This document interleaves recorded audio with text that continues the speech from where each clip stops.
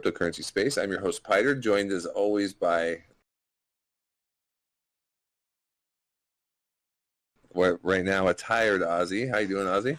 I'm doing all right. I'm tired. I've touched grass this weekend, and touching grass can be an exhausting thing sometimes. All right, there's a lot to get to, so let's jump right in. Please do your own research. This is not financial advice. So we're recording today, October 2nd, after a nice little pump from Bitcoin and really the whole market. And it just brings up Rectember versus Uptober. So the last 8 out of 11 Septembers were down. So this is since 2013. And the last 9 out of 11 Octobers are positive. So that's where this all comes from. So basically just a good historical month for Bitcoin following a bad historical month for Bitcoin and the markets. On October 1st, Bitcoin surged 3% in just 50 minutes, shot up from 27.1 to about 20, little over 28. And then ETH went up 4.7 in a brief spike all the way up to 1755 before leveling out. It's come down since then, even this evening. They both come down. Bitcoin's now trading at 27.5, almost 27.6. Ethereum's now at 16.67 at the time of recording, so essentially returning to the lows of... Yeah, there was some talk about it had to do with the U.S. government shutdown and the fact that was avoided, maybe took some of the fire out of it. There was some talk about that. Yeah, there's some interest on whether... a lot of people were speculating whether that was going to impact the market as a whole, and it did lead to the early denials of 2 Bitcoin ETFs, with the SEC delaying both BlackRock, Bitwise, Invesco, and Valkyrie on September 28th because they were due for decisions in the middle of October, but the SEC did not want to delay the decision on the chances of the strike. This was big news that didn't really shift the market that hard, but it is the second extension on these ETFs. Yeah, and I guess it was due to the impending government shutdown that they won't be doing announcements like this if they did get halted. There were 3 additional ETFs with deadlines in the 3rd week of October, so later on that weren't delayed. Wisdom Tree, Fidelity, and VanEck, so we'll see what happens with that. And this all happened despite Gary Gensler was visiting with Congress recently, but despite U.S. State Representatives Mike Flood, Wiley Nickel, Tom Emmer, and Richie Torres calling on the Securities Exchange Commission to immediately approve the listing for spot ETFs. Oh, and then there was one other little note here. Bitwise reacted to the delay of the spot ETF with an amended application already. No one's given up, and no one's really expecting them to really be able to hold this off forever. I think it's just the market sentiment is more beginning of next year. Yeah, it's been my thesis that they are going to use the one date where almost all of the ETFs line up, including Grayscale, which is in which is in January of next year, to do the approvals, buying as much time as they possibly can before looking like they do any kind of favoritism towards BlackRock or the other ETFs other than Grayscale. Not a surprise for me, and I don't think it was a major surprise for most of the market, and I think that's why it wasn't a major market mover when it was announced. Well, what do you think of this theory about why things shoot up in October is that because September is typically down, and it kind of falls in line with the end of a quarter, so you have the beginning of the next quarter, and maybe some new money is available. When it comes to institutional investors or larger money managers that are investing for people, think that has anything to do with it? I definitely think that plays a part in the decision. There's definitely a very sound theory where that plays out. I think the fact that the fresh flush of money would be a total good explanation, and at least people would have a better expectation of what they can do in this last quarter in terms of how much money they've got to play with and what their returns are expected to be. So I totally believe that to be almost a self-prophecy in terms of every time September's down, everyone kind of sells their Bitcoin because they think it's going to go down, causing it to drop, and then everyone's got money again in October. They buy back up, and obviously it makes October a green month. Well, it'll be interesting to see how it plays out because there's also this argument that in the pre-halving years, the bears get wrecked for half of the years and the bulls get wrecked for half of the years. Kind of the bulls' turn to get wrecked in this half of the year. So we'll see how this plays out. And 2018 was the last time October was down. It was only like 3.5%, 4%. So we'll see if we can beat that. It's certainly possible, but yeah, we'll see how this plays out. It's possible, but just based on the fact that we, in general, had a green September, I feel like it's going to be really hard to get that red of an October. Some might argue that like August and May, kind of you're punishing the bulls months, and even July, and that we're done. The bulls have been punished.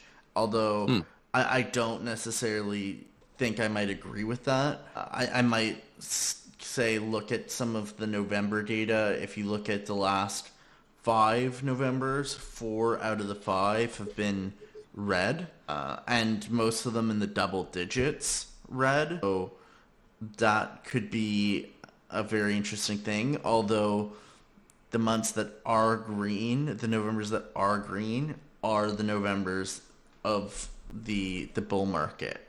So 2020 was a very green November, and 2017 was a very green November. So hard to say, kind of balancing the odds there. Well, one thing we will need to see if we're going to have, October is just more adoption. And we do have a couple of exciting stories. One coming from Honda. Honda announced they're accepting crypto payments, and not just Bitcoin and ETH. We're talking like Ripple, Dogecoin, Shiba Inu, Pepe. I mean, like everything. You see this story? Yeah, I'm seeing this, and some of the coins on the list, I just don't understand how they're there. It's pretty wild. This is through a partnership with FCF Pay. There's a whole slew of options, and I just Bone, Shiba Swap, Doge Killer. I don't It's kind of cool. Hold a lot of these. Make a mint on some of these altcoins. You could flip it into a car, which is kind of cool. Just that whole idea. It's a very cool concept, and I mean, Hondas are generally pretty good cars, especially where I'm from. Absolutely. But yeah, they're highly regarded here too. Yeah. Absolutely. Very interesting, but I mean, some of these tokens are super strange to see them on the list. Maybe meme coins do have value because Honda wants them, or Honda will accept them at least. Yeah. So they, like you said, it's a partnership with FCF Pay, which is the first I'm hearing about this. But specifically, Honda will allow customers to rent or buy the company's products in cryptos. No less than 46 crypto support. I mean, we're talking ETH and Bitcoin, obviously. But we got Binance, Matic, ADA, stable coins are in there. And then you have all these meme coins too. Doge Killer, Floki Inu. And yeah, it's wild. Also in the story, it was interesting. Honda has a new openness to crypto payments. They joined another recent piece of news regarding NFTs. At the Formula One, Honda, and Red Bull welcome event in Tokyo, Honda announced a new limited edition NFT in Japan. In collaboration with Animoca brands, Honda distributed Honda Key NFTs to all fans who entered the Formula One Honda and Red Bull ticket lottery back in September. And then also event attendees also received a commemorative NFT. A couple of adoption news coming out from them. In addition, we got Microsoft, a big jump with the Xbox crypto wallet plans that were unveiled through leaked documents, which is... Yeah, maybe. Yeah. But this is an interesting story. Go ahead. That, it's leaked documents. Did they mean to leak it? Was an actual leak, and maybe these were not necessarily guaranteed plans? The leaked internal documents have been revealed that Microsoft was planning to integrate Bitcoin wallets into its Xbox gaming platform, which has about 120 million users as of December 2022. The files were accidentally exposed during Microsoft's legal battle with the Federal Trade Commission. Kind of interesting how they got out. Yeah, I guess it's the roadmap where it really pretty sparse information, not very clear, but like on the roadmap it is where. Yeah, there's no clear explanation of how the integration is going to work or the specific integration that's going to happen. And Microsoft has not come out publicly to confirm the leaked info. So It's important to note that. Yeah. this is still conjecture and rumor, and maybe it was a plan in 2022 and then didn't happen after Terra Luna and Sure. and Yeah, and that's fair. FTX There's been collapsed. there's been major brands that have pulled back. There was another little rumor swirling around them that their Microsoft Edge browser was going to integrate a non-custodial Ethereum wallet. So that kind of got swirled around a little bit too. A lot of rumors around Microsoft these days. Yeah, someone who isn't in the rumor mill but is kicking butt, Coinbase has obtained a payment license in Singapore. This is a major kind of move for Coinbase to really be able to operate in Singapore and much of the Asian market. It's a major payment institution license from the Monetary Authority of Singapore. It's the kind of enabling license that allows the company to expand its digital payment token services to individuals and institutions in the country. Singapore is home to about 700 Web3 companies, and over 30% of its citizens have or currently hold cryptos. So this is a big market for Coinbase, and major global cryptocurrency firms have been increasingly being setting up in Singapore. A big move for Coinbase. Yeah, it's nice to see them expanding their horizons outside the U.S. It's been really rough sailing over here on the regulatory front.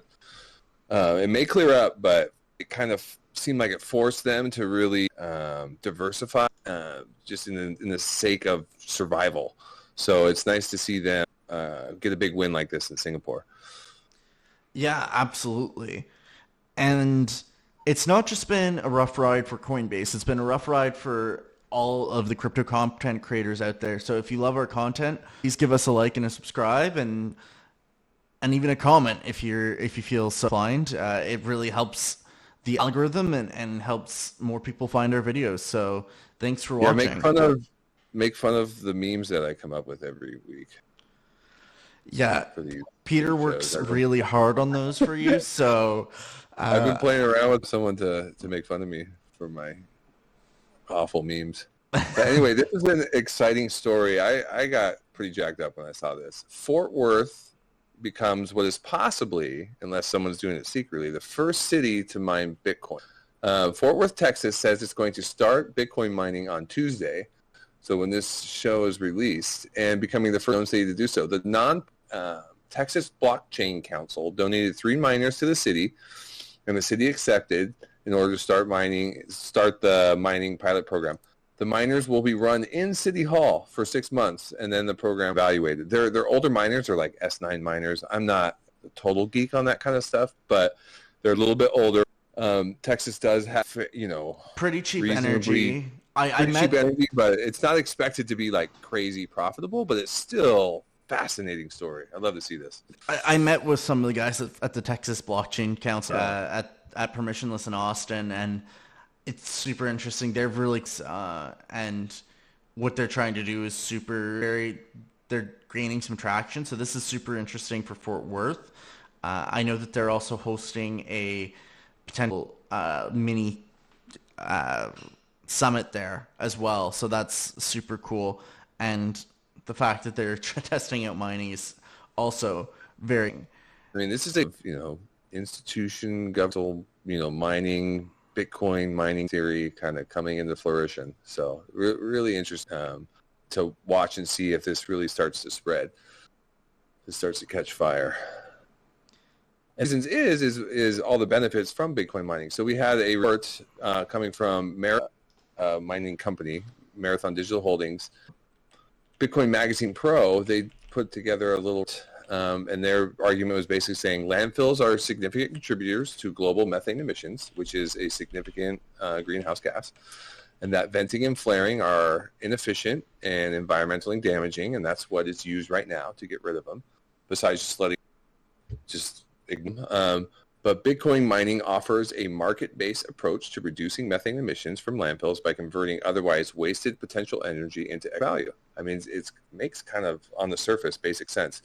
And because of the limited infrastructure required for Bitcoin mining, in theory, they can help any landfill, regardless of its size or geographic location, as long as it connects to the internet, reduce its emission while benefiting from an additional stream of income. So I thought this was a strong, logical argument. It is a very strong argument. I would say it's one of those very commonsensical arguments. You could even think about burning trash to run some of these, and so it totally makes sense for landfill, or even for a mining company to purchase a landfill to generate its own electricity. But just to push back on the burning trash part, this is like emissions that's like the methane gas is already happening. The burning, I guess it would reduce waste, but like you're creating like basically gas that's coming out anyway. And it's like, why not harness it? Oh, absolutely. I mean, some countries do burn their trash already. And I see what you're saying. And so, I mean, there's also like large areas of land. And so to be able to help mitigate some of that, as well as reduce the methane emissions, would be a double positive for Bitcoin, and would probably result in very cheap electricity, making it fairly. You'd have to see what the converter, the incinerator would need, but super interesting. An Argentinian oil company is also looking to increase their profits by starting to mine crypto with gas power leftovers. So the Buenos Aires headquartered oil company Tech Petrol has decided to convert excess gas into energy for crypto mining. So this first facility is supposed to be launched by early November at one specific facility. It's already planning to drill at least 35,000 barrels of oil daily, and given the absence of infrastructure to consume them being released in the process, it decided to explore crypto mining as a strategic choice. And this is inspired by the Institute of Risk Management for about capturing methane. So this is another big move, looking at mining as a way to capture excess energy and help the planet. So Bitcoin is becoming ESG. Everyone kept saying it isn't, but more and more. I heard this argument about BlackRock saying like their ESG, like their whole ESG theory just wasn't, and they weren't. So there's like and then there was that leak of that from like BlackRock analysts. The best portfolio was like 85% Bitcoin, and then other assets. So it's like, if the argument being, okay, so if ESG isn't working, Bitcoin is working. If we can make ESG environmentally friendly, if that narrative, then their ESG narrative can BlackRock into this. Yeah.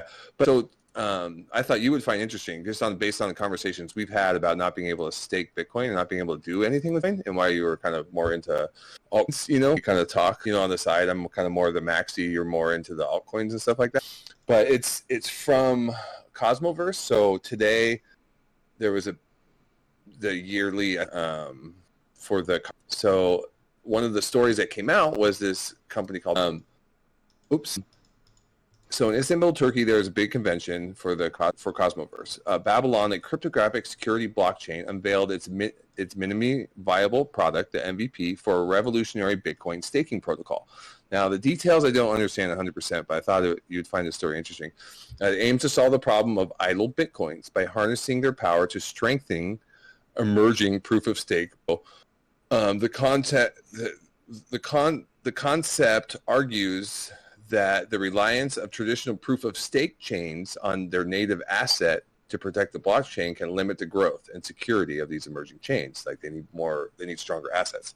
So with 66% of Bitcoin supply remaining idle, Babylon intends to leverage these, or to attempt to leverage these idle resources to strengthen the economic security of emerging proof-of-stake blockchain networks. Exactly how it's going to look, I'm not 100%, but you may be able to stake if you're willing to take the risk.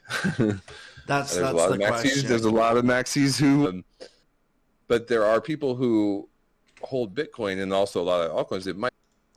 Absolutely. But anyway, I thought it was a cool story. There's definitely a maxi that's willing to take the risk, but I don't know if I would be that maxi willing to take a risk on these other proof-of-stake blockchains. There's just no guarantee of those chains surviving or doing anything viable. I also feel like proof of work blockchains in general outside are set up to fail in the long run. I think that's why ETH moved to proof of stake, and why more and more chains will probably move to proof. But that's my. Well, I got a question for you. On this. Okay. So, like, let's say you wanted to invest a different chain, right? And they had this way that you could, lock value into it by giving up some of your Bitcoin. But instead of investing in the chain's native token, you invest in some new Bitcoin and you stake it with them. And then if it survives, you come out with, you know what I mean, as opposed to just the native currency. Like as a way of taking a chance, but the reward with Bitcoin potentially. I still thought it was an interesting concept. We'll see how it all plays out. But yeah, let's get into the macro. There's not too much going on with macro, kind of in a waiting game. Yeah, there's not too much going on. We've got a week of low news. We've got unemployment coming this week on Friday, which is expected to tick down a little bit, but not significantly. And then we're waiting next week for CPI and PPI coming on Wednesday, Thursday. The FOMC is only due for another month from now, and we're still sitting at about 75% no raise, 25% raise heading. So with more and more people expecting a raise in December, with 55% expecting no raise and 4%, almost 45% expecting a raise. So to check in on, but a few different things. Looking at ETH and other alts, Polygon has added Google Cloud to its validator set, proof-of-stake blockchains. And Google Cloud has decided to join the group as of September 29th and is now among more than 100 validators who secure the Polygon proof-of-stake network.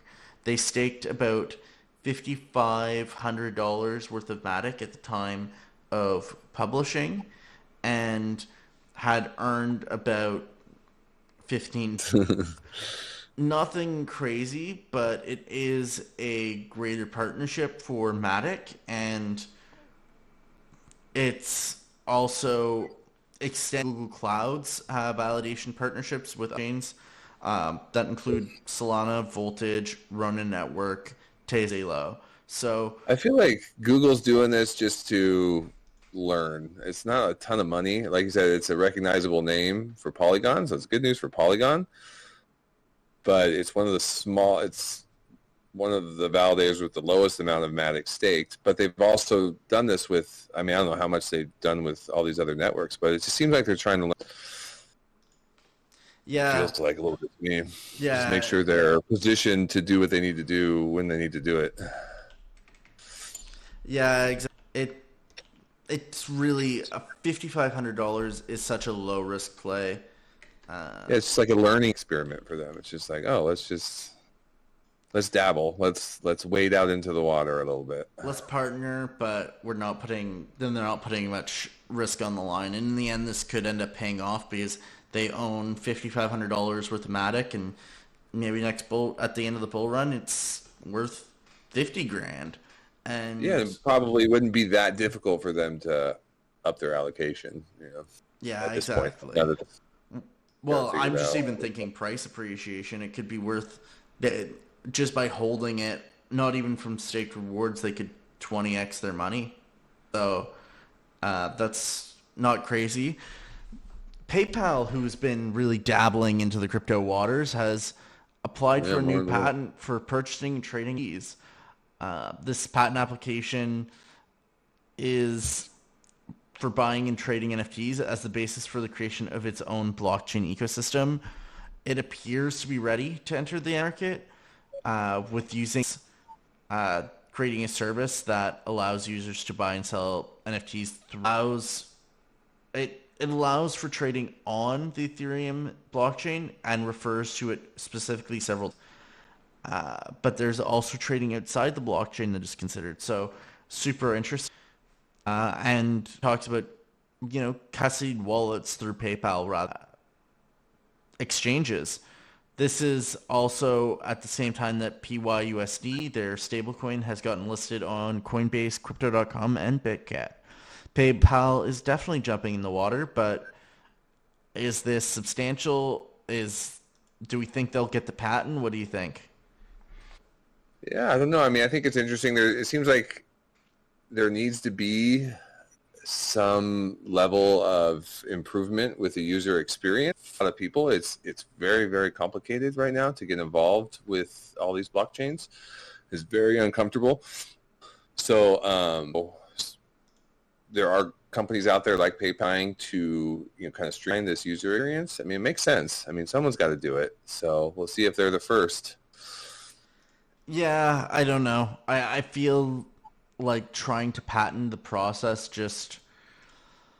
it's going to kill innovation if we let people just start patenting processes like this. So I'm hoping that it's not something that's allowed to continue or that actually happens. So yeah, we'll see. There's texture here. People are reading a lot into what this patent means, but let's see how they actually roll out. But they are making moves. I mean, like we've seen, they have their own stable coin. So we'll see how it's together. But yeah, I mean, just the idea of being able to buy NFTs without kind of your own non-custodial wallet, that will intrigue some people. Oh, it's the same thing as Kraken NFTs, Binance NFTs, Coinbase NFTs. It's no different. It's just PayPal, really. Yeah, it's a different network, different users, and I mean, like my mom, PayPal. Everybody's mom uses PayPal. It's just like it's older technology, I guess. So maybe bring in some new money, if possible, in the system. Yeah, maybe. But there's also people trying to shut out new money coming in the system. We have a story out of the UK. It's the JP Morgan subsidiary, Chase UK, to restrict crypto transactions. On October 16th, Chase Bank, of JP Morgan base, will restrict all cryptocurrency-related transactions for its customers in the United Kingdom. Chase has decided to enforce the new restrictions due to an increase in fraud and scams in crypto assets. I saw one joking meme just like, oh, there's fraud on the internet. We're going back to pen and paper, like that. But anyway, it referred to data from British fraud reporting agency Action Fraud, indicating that UK consumers' losses to crypto fraud surged more than 40% year over year. According to the agency, the losses in the UK surpassed 300 million. That being said, Chase reportedly has amassed more than 50 million active users. The latest restrictions will only impact around 2% of its total. We'll see what kind of impact this has. It almost feels like this is a test too. If people are going to leave Chase over this, I feel like if people are going to leave Chase over this in the UK, they're not going to roll this out worldwide. I also and there'll feel always like be options for people. I feel like the UK has a bunch of other options, including Revolut, that this move by Chase is meaningless. It's posturing. What isn't posturing is Ethereum's 10 billion in revenue, which has been hit faster than both Microsoft and Facebook. So this is fascinating to me. And I remember, Jesse Eckel saying once that Ethereum was the only blockchain that made money, and that was kind of eye-opening to me. I was like, oh, I never heard that before. Go ahead. And we were kind of fudding Ethereum last week, so this is a pause story. But go right ahead. Yeah, they reached over 10 billion in cumulative revenue since its launch in 2015. The growth rate outpaces many of the largest software companies in history. It took Ethereum around 7.5 years to hit the 10 billion annual revenue. which is faster than Facebook, which reached it in a little over 7.5 years, and Microsoft, which took 20 years. So revenue has fallen about 77% from the previous year, with the overall downturn in the market, but it has had almost 1.7 billion in revenue so far this year. This is massive, with the revenue being collected through fees on transactions and other activities on the network. So this is big for Ethereum and is putting it right on pace with many of the major in the software sector. So Ethereum. Yeah.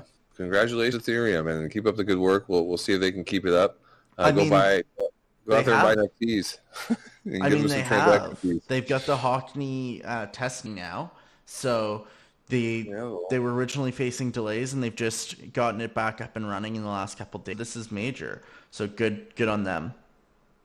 Come out into this next bull market, there's probably more potential gains with ETH than with something like Bitcoin, who's been through more of the cycles. So, but it's also kind of one of the older smart contract platforms, and it has a lot more competition, in terms of proof of stake and smart contracts now. So be interesting to see how this next cycle plays out with Ethereum. I mean, they've got the advantage. So yes, they do.